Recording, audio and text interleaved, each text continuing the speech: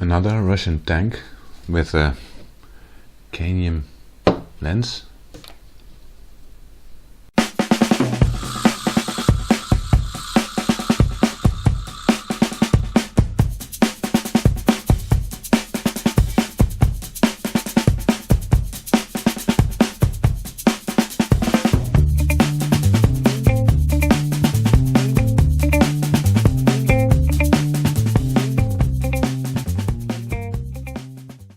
Hi guys, welcome back to the show. Today I want to talk to you about the Kiev 4. To be honest, I'm not sure what type of Kiev this is. There are several Kiev 4s, 4A, 4.2, 4.3 I think, A, B and M. I don't know. I saw a few other YouTube videos on this camera, or cameras like this camera, and they were talking about the 4M, and this one doesn't look like that.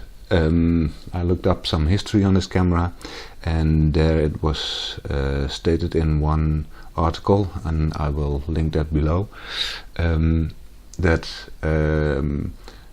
starting in the year of 1975, quality of build was very poor of the Kievs, and they had more black in the body, and they had no longer leather on the body.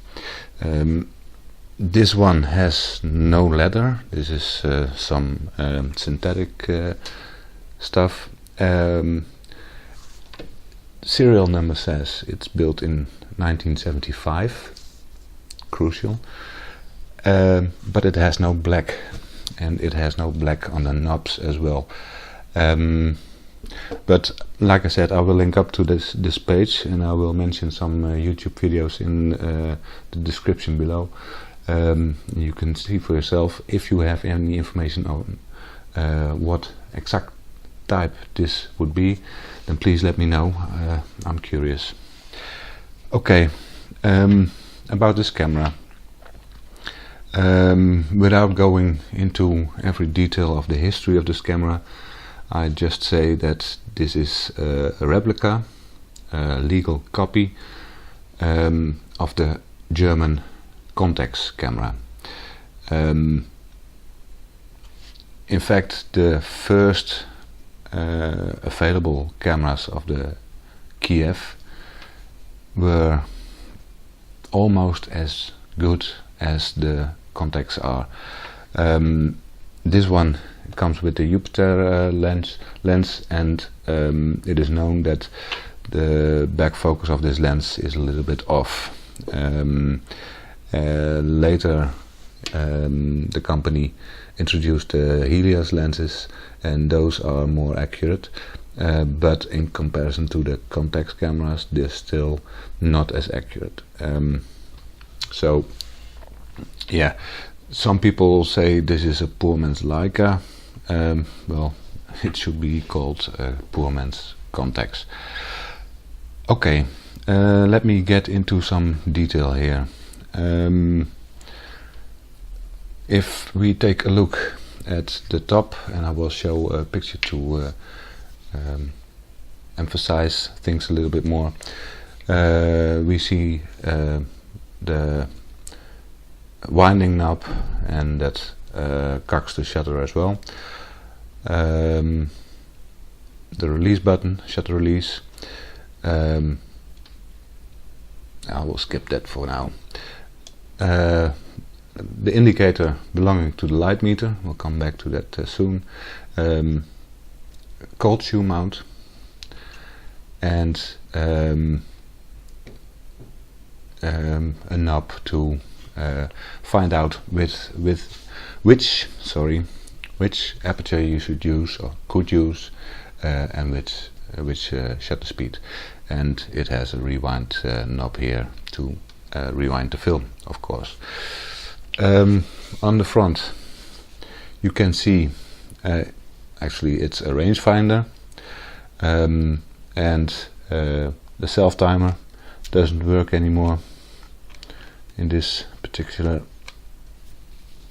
example of this camera, and of course the lens.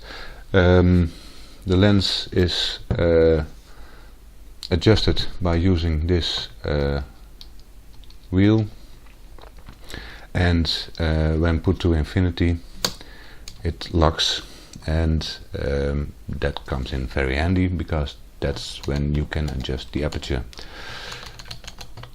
and that is the position you want to have the lens in to remove the lens from the body. As you can see, it's a nice little lens, and if I'm correct, then it's a Leica mount. That is, it is a contact mount, but that's the same, I think. If I'm wrong, please correct me. Like you, I'm here to learn.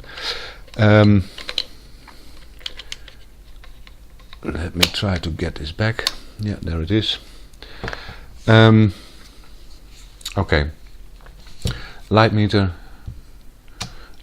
is done by a selenium cell, and this works a little bit different than the light meter in the Zenith E I discussed in another video.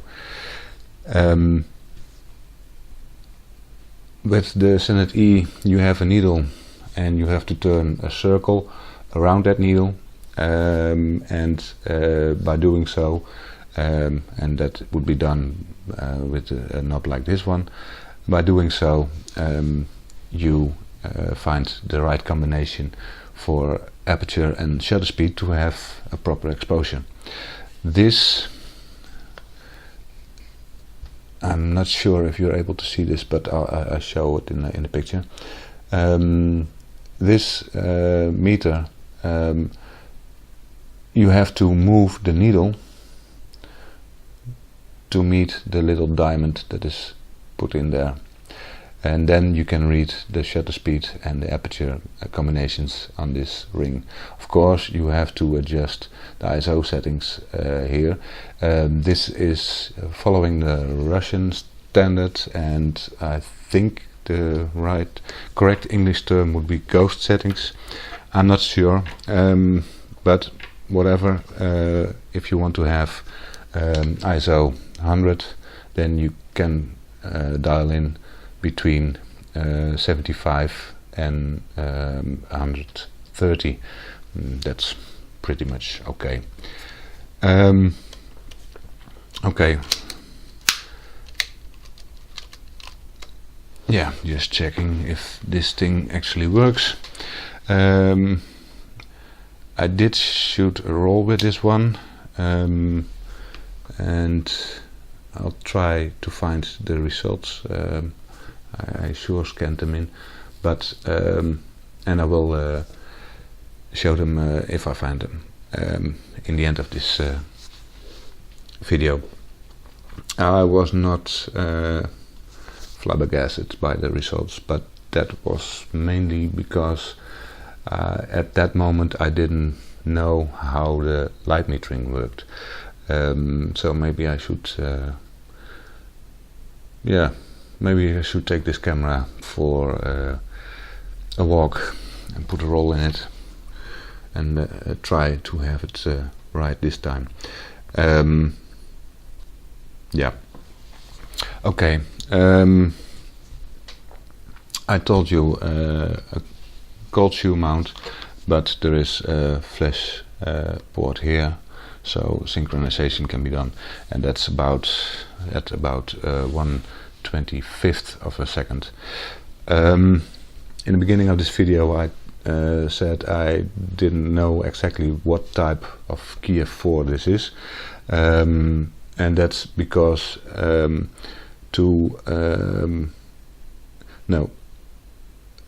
starting in the 1970s, 1975, The shutter speed limit was set to 1/1000th of a second, and this one goes to 1/1250th of a second. So this one has real fast shutter speed, even according those times. And knowing that this one, if I'm correct, has a cloth shutter, but I will take a look for a second, then I can demonstrate how to open this camera just by doing so. You take off this cover. No, it has a vertical shutter. I hope you can see. Maybe I should choose a slower shutter speed. I mentioned this with the Zenit, I mentioned this with the Exacta, and I will mention this with the Kiev. They have all shutter speed mechanisms that are alike. You have to pull up this knob and then turn it. Before doing so, make sure that you have cocked the shutter. Although the manual I found on Barkas does say you can change the shutter speed when it's not cocked, I wouldn't dare to try that. It would not be the first time the shutter was ruined by doing so. Yeah, well, this will illustrate the vertical shutter. Just take a nice look. Nice. And it's pretty silent. And I remember when I was taking the first shots on this camera that I was very pleased with the low noise this camera makes. You can be rather stealthy when doing street photography. Of course, like many other Russian cameras, this thing weighs a ton, and again,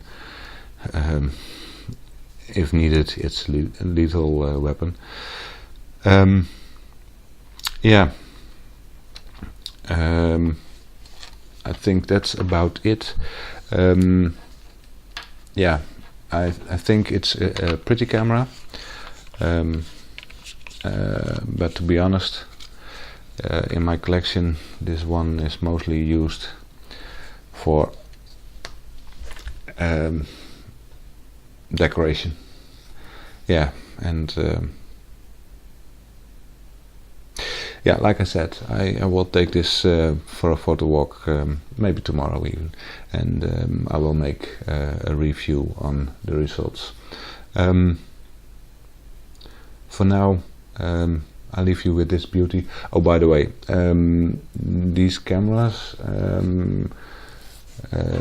on eBay or those kind of sites cost about $50-$60, and then they're in pretty good condition. This one, the black cover is letting loose, and yeah, the self timer doesn't work anymore, but that's about it. I mean, yeah, coating on the lens is a little bit damaged, but what can you expect? I see no scratches whatsoever, so yeah, it's little money, and you get a decent camera. That's about it. I hope you like this, and if you have any questions, please let me know, and don't forget to like and subscribe. Hope to see you next time. Bye.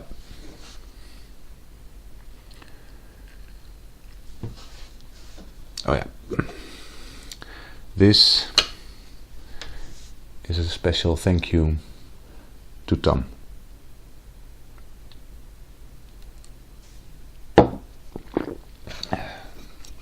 Didn't see that one coming, did you?